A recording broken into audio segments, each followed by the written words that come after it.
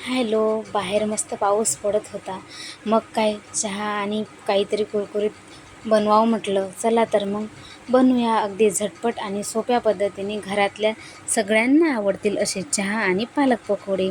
तर त्यासाठी सर्वात आधी पालक वॉश करून घ्यायची आणि मग बेसन घ्यायचं. त्यामध्ये घ्यायची थोडी लाल मिर्च, हळदी पावडर, चवीनुसार नमक टाकून घ्यायचं व थोडे थोडे पाणी टाकून मिक्स करायचं.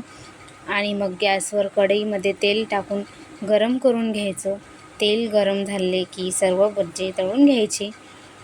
आणि सोबतच मी एका साईडला चहा पण ठेवला होता, कारण की चहा आणि पकोड्याची जोडी असली की पावसात परफेक्ट वाटतो.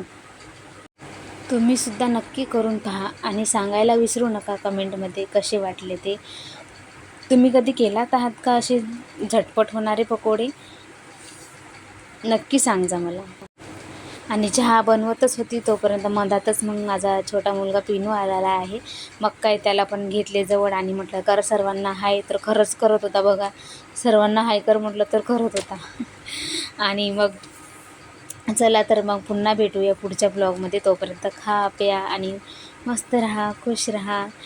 आणि चॅनलवर नवीन आला आहात तर प्लीज सबस्क्राईब करायला विसरू नका. चला तर मग भेटूया पुन्हा. बाय.